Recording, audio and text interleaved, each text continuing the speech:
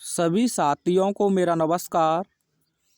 आज हम इस वीडियो में 2020 से लेकर 2023 तक जो भी बोर्ड एग्ज़ाम में सिंटैक्स संबंधी क्वेश्चंस आपसे पूछे हैं, उन सभी क्वेश्चंस का मैं आप लोगों को बहुत ही बेहतरीन एक्सप्लेनेशन के साथ सॉल्यूशन प्रोवाइड कराने जा रहा हूं।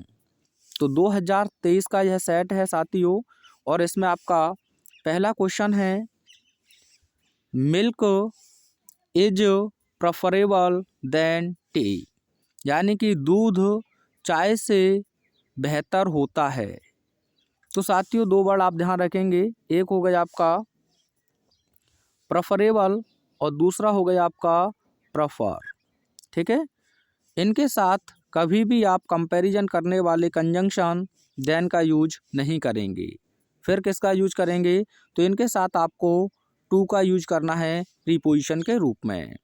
प्रेफरेबल हो या प्रेफर हो, इनके साथ आपको प्रीपोजिशन टू का यूज करना है, देन का यूज आप लोग नहीं करेंगे, पहली चीज़। और दूसरी बात, प्रेफरेबल हो या प्रेफर हो, इनसे पहले कभी भी आप मोर का यूज भी नहीं करेंगे। ये भी आपसे पूछा जा सकता है। ठीक है, तो इनसे पहले मोर का भी आप यूज नहीं करेंगे और इनके बाद आप देन का भी यूज नहीं करेंगे।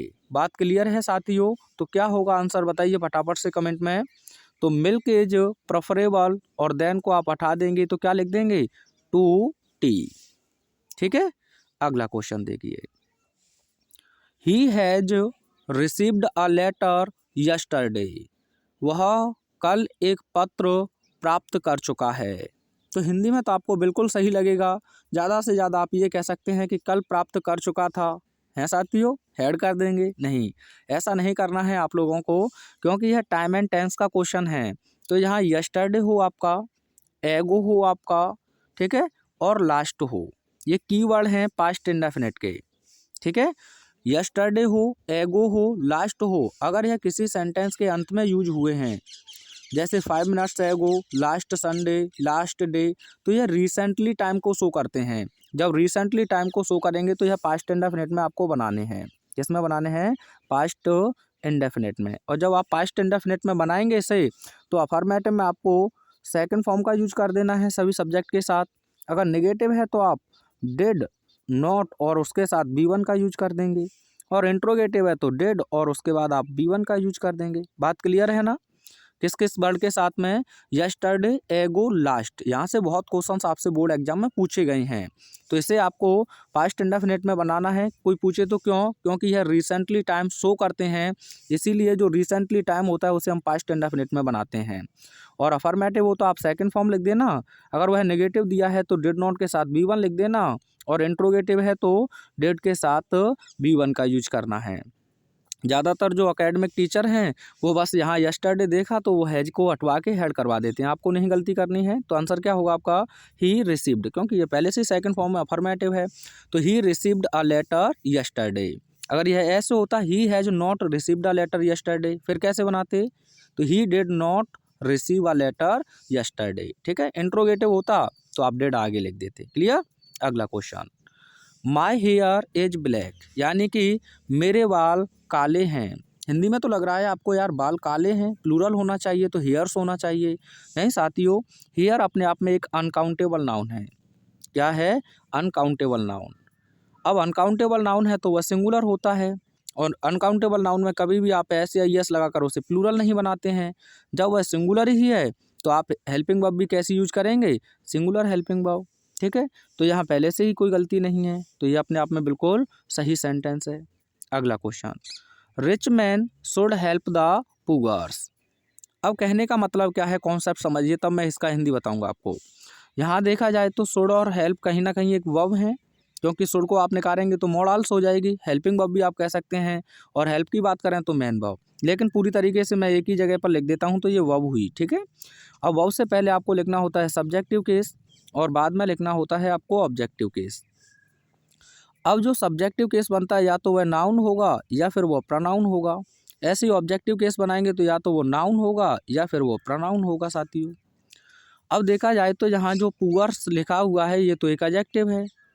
अब जब ये एडजेक्टिव है साथियों तो यह तो नाउन या प्रोनाउन नहीं है आपका। तो साथियों जब भी आपको एडजेक्टिव दिया है और एडजेक्टिव से पहले आप आर्टिकल द लगा दें तो वह नाउन इक्विवेलेंट हो जाता है। क्या हो जाता है? नाउन इक्विवेलेंट, यानी कि नाउन तो नहीं है लेकिन नाउन की तरह वह फंक्शन करता है। तो जैसे ही आप द प्लस एडजेक्टिव लिखते हैं तो वह पूरे ग्रुप या पूरी जाति को रिप्रेजेंट करता है और यह ऐसी स्थिति में हो जाता है प्लूरल। क्या हो जाता है? प्लूरल। तो आपको हेल्पिंग वर्ब भी कैसी लगानी है? प्लूरल। बात क्लियर है ना? अगर कोई आपको एडजेक्टिव दे दे और उससे पहले आपको आर्टिकल द लगा दें तो आपको उससे पहले वो अपने आप में बन जाएगा प्लूरल नाउन और उसके साथ आपको हेल्पिंग वर्ब भी कैसी यूज करनी है? प्लूरल। जैसे मैं कह दूं द ब्लाइंड तो सभी अंधे लोग हुए, द रिच सभी धनी लोग हुए, द पुअर सभी गरीब लोग हुए, द इंटेलिजेंट सभी होशियार लोग हुए। तो कहने का मतलब है पूरी जाति को रिप्रेजेंट करता है। और जैसे ही आप द प्लस एडजेक्टिव लिखते हैं तो इसमें जो प्यूपल वर्ड है वह हिडन होता है और आप जानते हैं प्यूपल तो पहले से ही क्या है? प्लूरल है, तो इसीलिए इसे हम प्लूरल की तरह ट्रीट करते हैं। तो आपको समझ में आ जाए क्या कहना चाह रहा हूँ मैं? तो आप लिखेंगे द रिच, ठीक है। अब यहाँ मैन आपको लिखने की आवश्यकता नहीं है क्योंकि इसमें द रिच जैसे ही आपने लिखा तो इसका मतलब हो गया धनी लोग। अब जब प्यूपल ही उसमें हिडन है तो आपको अलग से मैन या प्यूपल लिखने की आवश्यकता नहीं है। उसके बाद आप लिख देंगे शुड, आगे आप क्या लिखेंगे? हेल्प, आगे क्या लिख देंगे? द पुअर, ठीक है, द पुअर। अब सर आप कहेंगे पुअर्स क्यों नहीं लिखा? पुअर्स इसलिए नहीं, मैंने आपसे कहा कि एडजेक्टिव है, एडजेक्टिव का आप कभी भी एस या एस लगाकर प्लूरल नहीं बनाते हैं। प्लूरल और सिंगुलर आप केवल कॉमन नाउन का ही बनाते हैं एस या एस ऐड करके, ठीक है।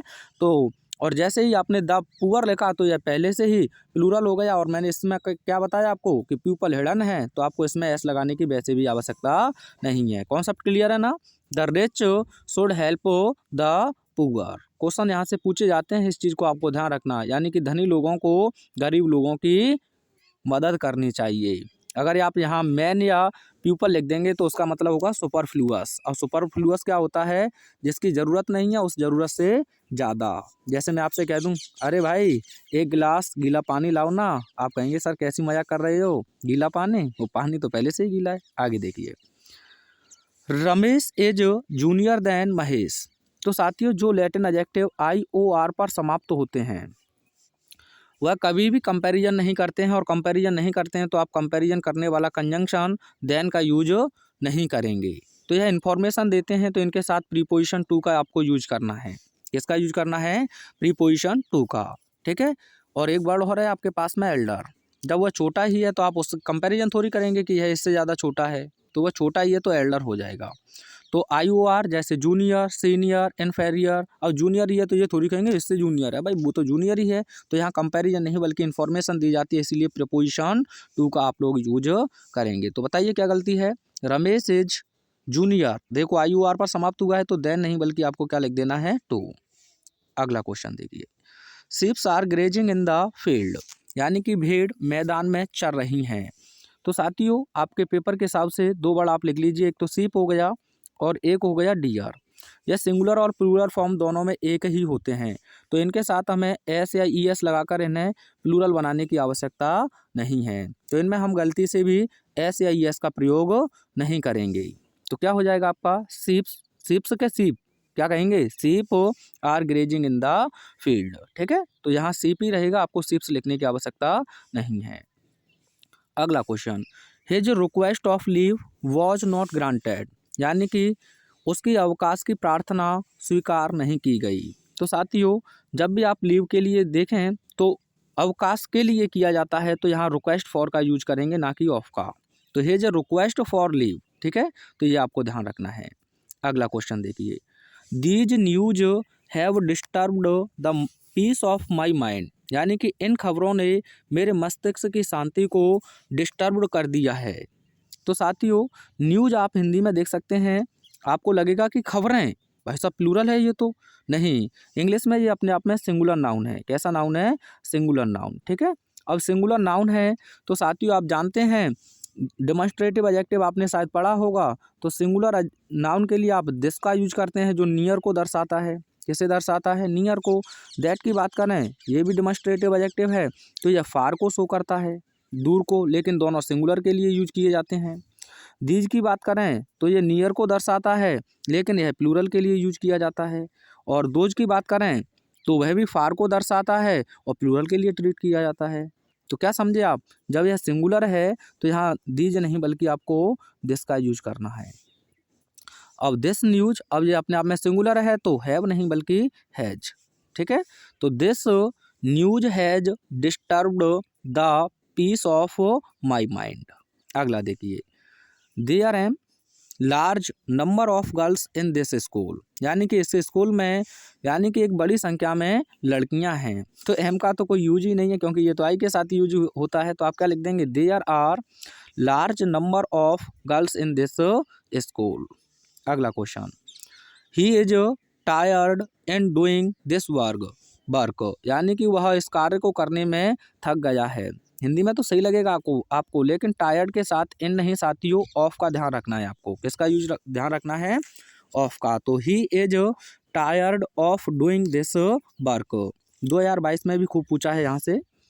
अगला question, the boy told a lie, यानी कि लड़के ने झूठ बोला, lest he should not be punished, कहीं उसे दंडित ना किया जाए।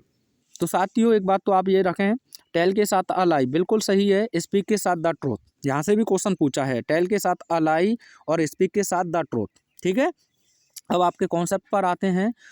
ये लेस्ट अपने आप में एक नेगेटिव कंजंक्शन है साथियों। कैसा कंजंक्शन है, नेगेटिव, और यह हमेशा पर्पज को शो करता है। किसे शो करता है, पर्पज को, ठीक है। पहले सेंटेंस में एक्शन होगा और दूसरा पर्पज को बताएगा। तो लेस्ट के साथ आपको शुड का यूज तो करना ही है, इस चीज़ को आप माइंड कर लें। वह जानबूझकर आपको मे या माइट दे सकता है, तो इससे आपको अवॉइड करना है। अब यह नेगेटिव है तो आपको नॉट का इसके साथ यूज नहीं करना है।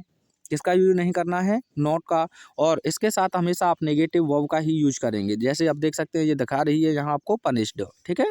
तो ये बात क्लियर है, लेस्ट के साथ आपको किसका यूज करना है, शुड का, लेकिन गलती से किसका भी यूज नहीं करना है, नॉट का यूज नहीं करना है। एक और लिख लीजिए यही कंजंक्शन पर्पज बताने वाला, सो दैट, ठीक है, सो दैट। तो इसमें अगर टेंस पहला प्रेजेंट में दिया है आपको तो आगे आप मे का यूज करेंगे, और पास्ट में दिया है तो आप मे का पास्ट फॉर्म लिख देंगे माइट, ठीक है। अगला क्वेश्चन देखिए, whole India is suffering from corona. तो साथियों होल से पहले आप आर्टिकल दा का यूज करते हैं, क्या लिखेंगे, द होल इंडिया, ठीक है। और ऑल के बाद हमेशा आर्टिकल दा का यूज किया जाता है। कॉन्सेप्ट लिख लीजिएगा, होल से पहले आर्टिकल दा और ऑल के बाद में आर्टिकल दा, तो क्या हो जाएगा, the whole India is suffering from corona. अगला वर्ड, ही ट्रीटेड मी, उसने मेरे साथ व्यवहार किया, एज इफ, मानो आई वॉज अ किंग, कि मैं एक राजा हूँ। अब हिंदी में कहेंगे हूँ आ रहा है, था लगा दिया है, एम लगा दूँ, नहीं साथियों। देखिए इमेजिनरी सेंटेंस है, एज इफ हुआ, ठीक है, आई विश हुआ, आई विश हुआ, ओ दैट हुआ, वुड दैट हुआ, ठीक है, इफ ओनली हुआ। ये इमेजिनरी सेंटेंस हैं, तो आपसे यही पूछे जाएंगे एज इफ हो गया या आई विश। तो सेंटेंस में आपका सब्जेक्ट सिंगुलर है या प्लूरल है, जब इमेजिनरी है तो आप वर का यूज करेंगे। किसका यूज करेंगे, वर का, ठीक है।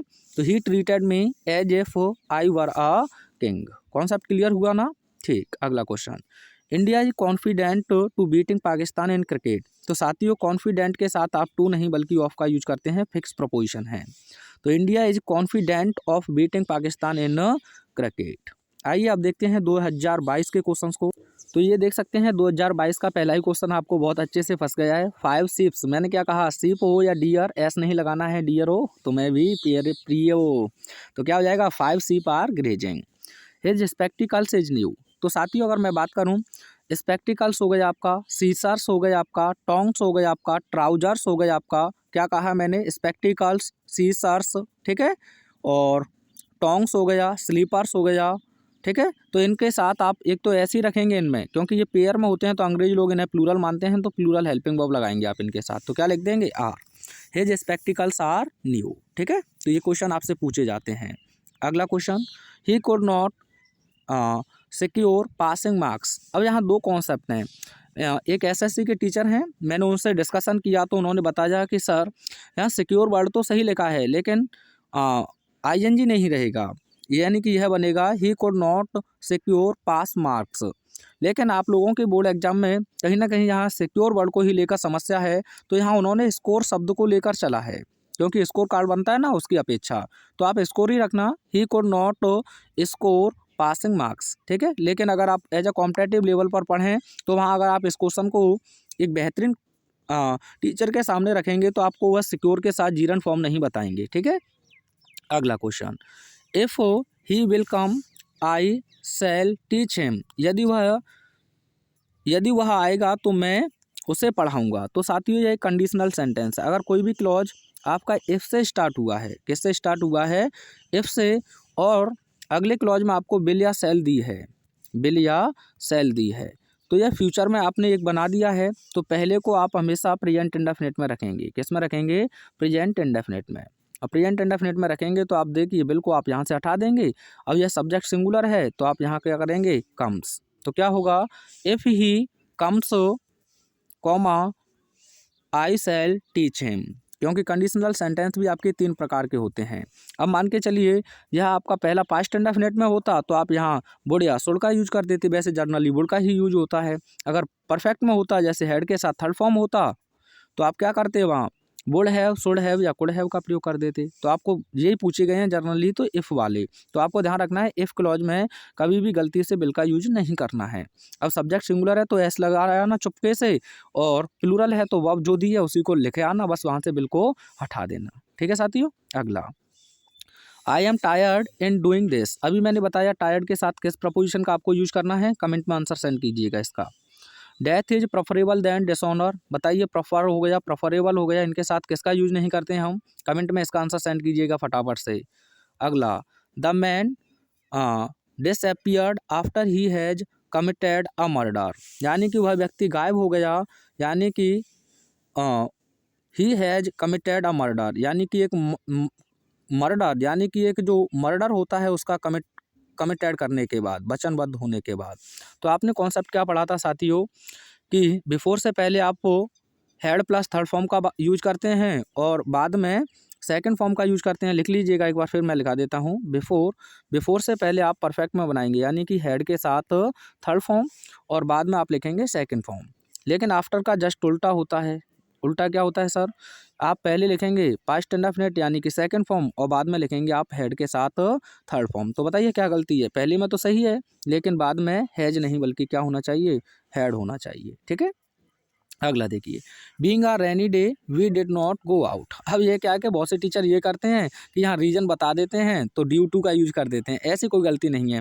नॉमिनेटिव आपने एब्सोल्यूट पढ़ा है ना, नॉमिनेटिव एब्सोल्यूट पढ़ा है ना साथियों? बिल्कुल। तो आप क्या कहेंगे कि सर उसमें जो रीजन और रिजल्ट का संबंध होता है और सब्जेक्ट बिल्कुल डिफरेंट होते हैं। तो डिफरेंट होते हैं तो आप क्या करते हैं? मौसम, दिन, महीना, डमी सब्जेक्ट इनके लिए इट का यूज करते हैं। तो आंसर क्या होगा आपका? It being a rainy day, it being a rainy day comma we did not go out. जैसे आपसे कह दिया जाए, ये सेंटेंस लिख देता हूँ मैं, it was a rainy day comma we did not go out.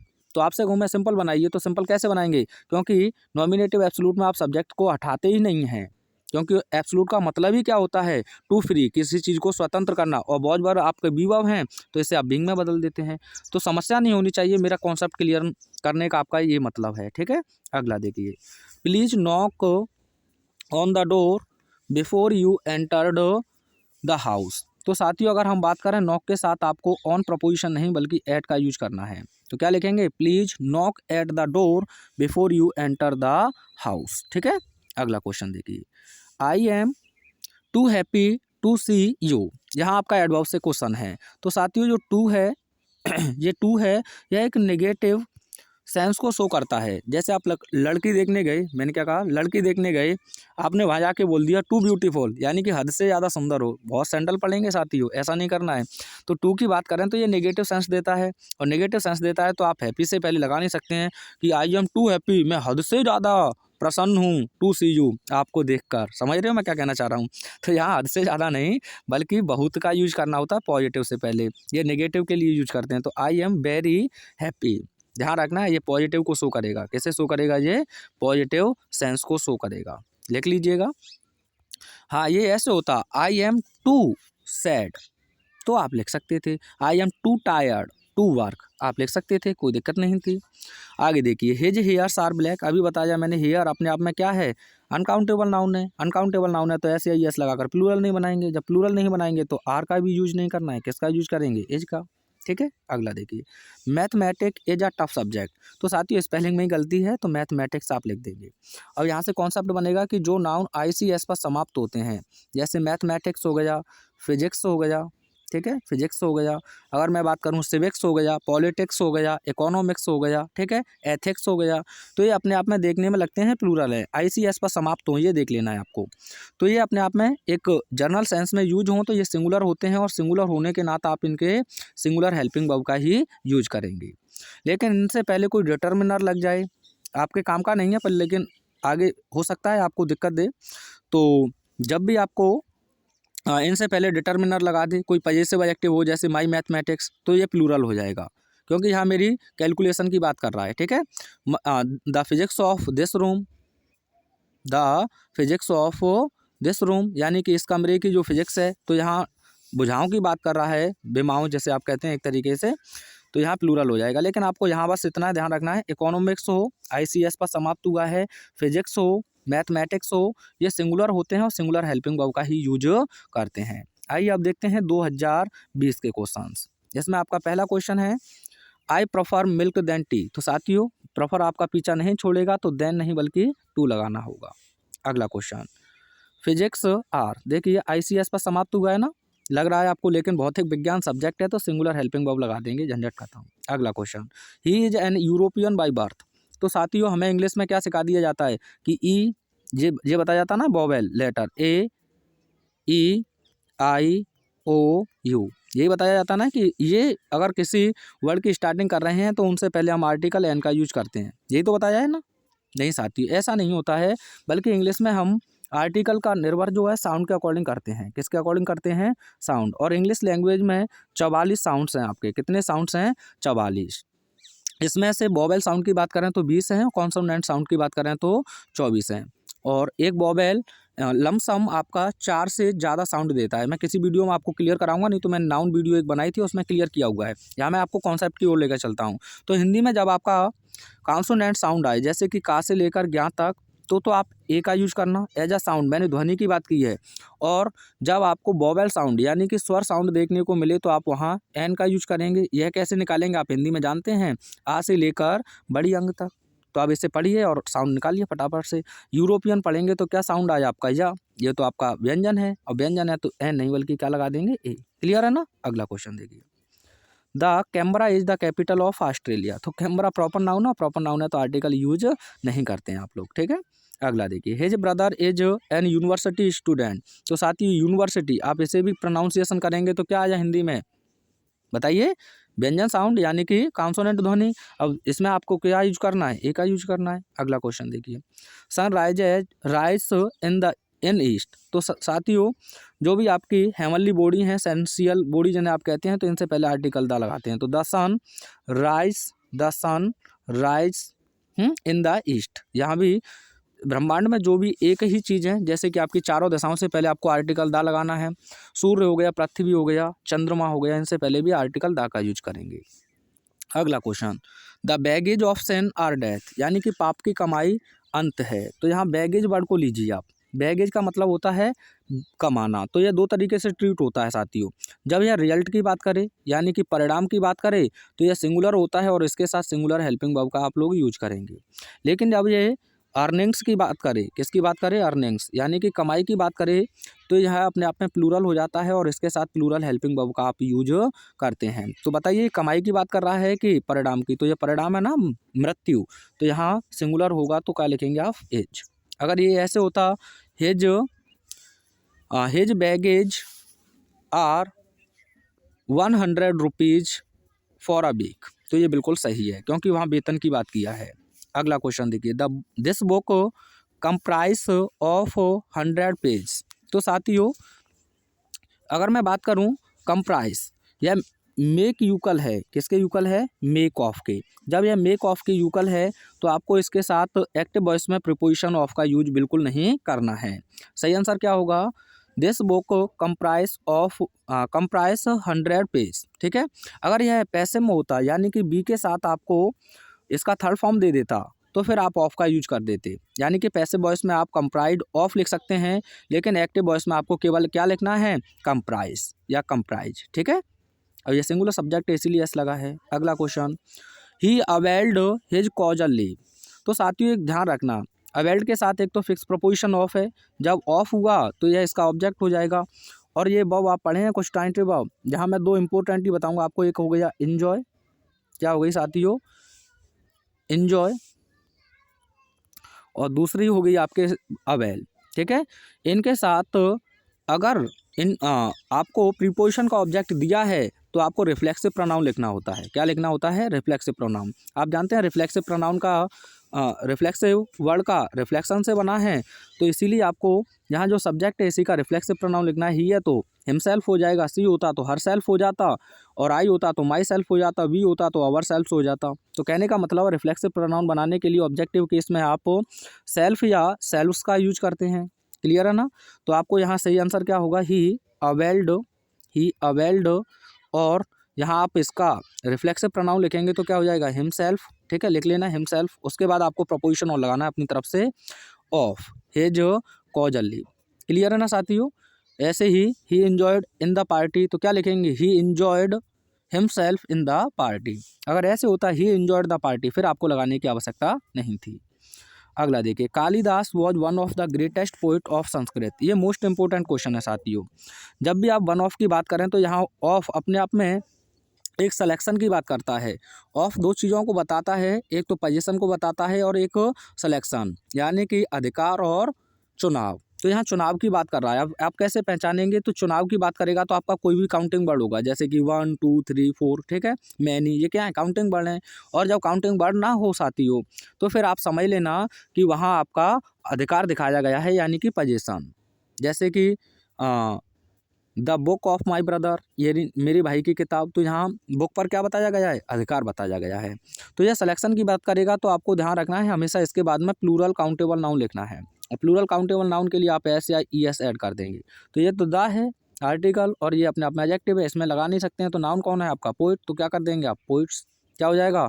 Kalidas was one of the greatest poets of Sanskrit. 2023 में भी क्वेश्चन पूछा है, वो सोनी किया उन्होंने, सरदार वल्लभ भाई पटेल। अच्छा, वो उसमें था इन विच सेंटेंस या in this sentence which is an error.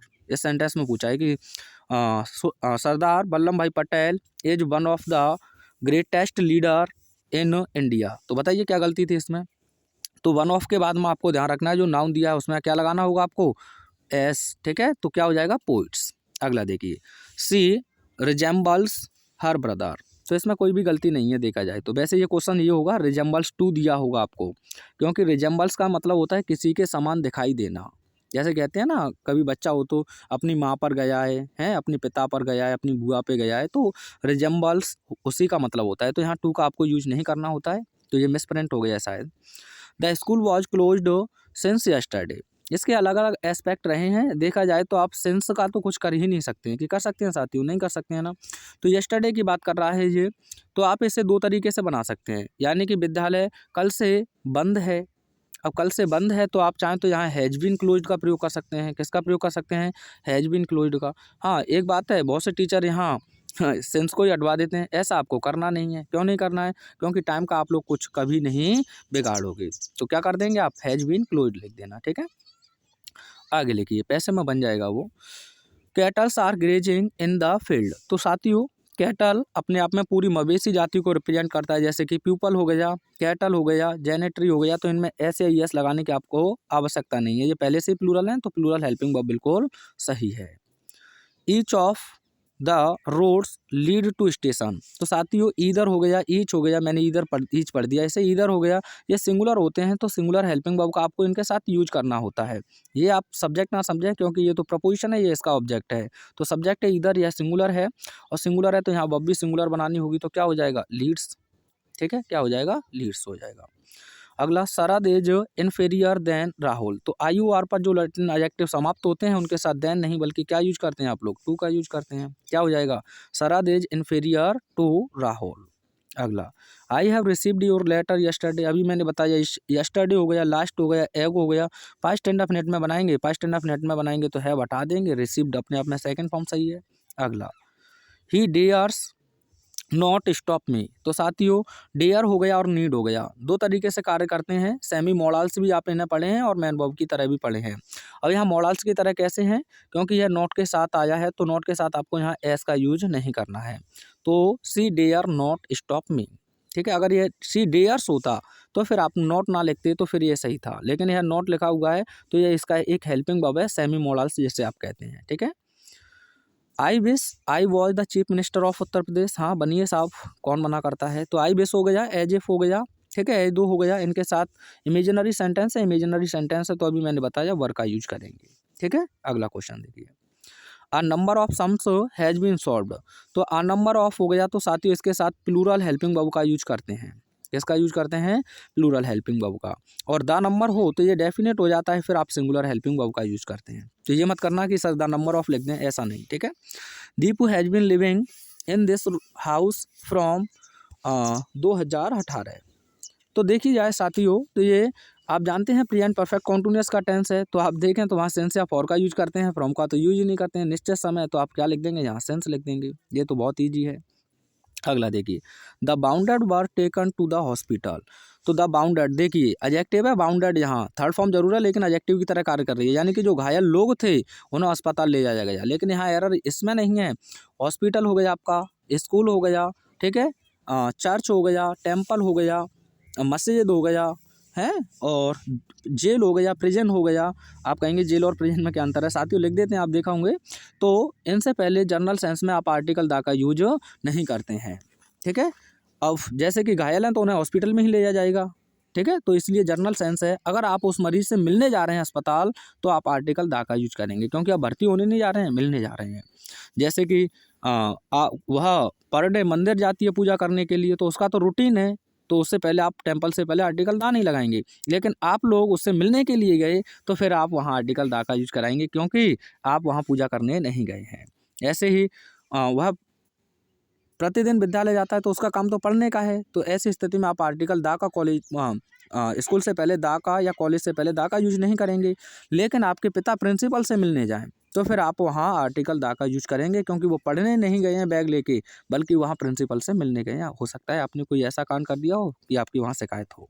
आगे देखिए, nobody likes such man who are dishonest. तो साथियों दो एरर हैं यहाँ। पहले तो सच्चा लिखिए, क्या लिखिए, सच्चा, और सच्चा लिखेंगे तो सिंगुलर नाउन हो जाएगा आपका मैन, सच्चा मैन, ठीक है। सच हो गया, एज हो गया, इनके साथ आर्टिकल ए लिखते हैं, और सच का पेयर आप हु से नहीं बल्कि एज से बनाते हैं। किससे बनाते हैं, एज से। तो क्या होगा आपका, nobody likes such a man as है, एज, और उसके बाद एज डिसऑनेस्ट, क्योंकि फिर सिंगुलर ही हो जाएगा, वो सिंगुलर हो जाएगा तो आप किसका यूज करेंगे, यहाँ एज का यूज करेंगे, ठीक है। अगला क्वेश्चन देखिए, home do you wish speak. तो साथियों आपकी किससे बात करने की इच्छा है, तो यहाँ प्रपोजिशन संबंधी एरर है, तो यहाँ विश के स्पीक के बाद में टू लगाना होगा, यही लिख देंगे आप, whom do you wish to speak to. अगला question, he entered into the room. यह कम इनटू के युगल होता है, तो एंटर्ड के साथ आप इनटू का प्रयोग नहीं करते हैं। अगला क्वेश्चन, द, हाँ ये हो सकता है आप प्रोफेशन में कभी भी शुरुआत कर रहे हैं तो वहाँ आप लिख सकते हैं, लेकिन डिस्प्लेसमेंट के रूप में आप इनटू के साथ एंटर के साथ इनटू का प्रयोग ना करें। The gentry of this town is not invited. अब देखिए साथियों, जेंट्री अपने आप में प्लूरल होता है तो आप यहाँ आर का यूज कर देंगे। आप कहना दिस टाउन के अकॉर्डिंग नहीं साथियों, मैंने बताया, और प्रीपोजिशन है उसके बाद यह ऑब्जेक्ट लिखा है, तो ऑब्जेक्ट का एग्रीमेंट से कोई लेना देना नहीं है। My sympathies are always with the poor. तो द पुअर तो बिल्कुल सही लिखा है इस बार उसने, लेकिन माई सिम्पैथी अपने आप में एब्स्ट्रैक्ट नाउन है तो इसका प्लूरल नहीं बनाते हैं, तो सिम्पैथीज नहीं बल्कि सिम्पैथी रहेगा। IES पूरा हटा दें, बाई लगा दें, ठीक है। ऐसे एक दो वर्ड और ध्यान रखें एब्स्ट्रैक्ट नाउन से, जैसे कि सीनरी हो गया आपका, क्या हो गया, सीनरी, ठीक है। ऐसे ही मशीनरी हो गया आपका, ठीक है। तो इनमें सीन से बना है तो ER बाई इसमें क्या किया गया है, सुफिक्स किया गया है, तो एब्स्ट्रैक्ट नाउन बना है तो कभी कभी आपको सीनरीज दे देता है, तो इस चीज़ से भी आपको बचना है। और देखते हैं कोई क्वेश्चन है तो अगला क्वेश्चन है, Mohan says that he is superior. देखो IUR पर समाप्त हुआ है, बताएंगे इसका आंसर क्या होगा। और none of those children have taken your pain, यानी कि उनमें से किसी भी बच्चे ने आपका पेन नहीं लिया है। कारण तो ये कहता है सर कि नन आप पढ़ेंगे तो नन का यूज आप मोर देन टू के लिए करते हैं, बिल्कुल सही है, यानी दो से ज़्यादा के लिए। और नीदर या नाइदर जैसे आप पढ़ते हैं, यह दो में से कोई नहीं, यानी कि 0 सन्नाटा। तो कहने का मतलब क्या है, नन दो से ज़्यादा के लिए और नीदर दो में से कोई नहीं। और नन के साथ आप कैसी भी हेल्पिंग वर्ब लगाएं, कॉन्सेप्ट ये कहता है, लेकिन नाइदर अपने आप में कोई नहीं है, सिंगुलर है तो उसके साथ सिंगुलर हेल्पिंग वर्ब लगाएंगे। तो ये 2 से ज़्यादा ही बच्चे हैं, यहाँ तो कोई दिया ही नहीं है। तो आप चाहें तो देखो कॉम्पिटिटिव लेवल पर है, बिल्कुल सही है, लेकिन यहाँ ज़्यादा जो जानकार होंगे एकेडमिक के वो आपसे कहलवाएंगे कि हैज ही लगा दीजिए, तो आप लगा दीजिए, कोई दिक्कत नहीं है। वीडियो कैसा लगा कमेंट के माध्यम से अवश्य बताएंगे। Thanks for watching my dears.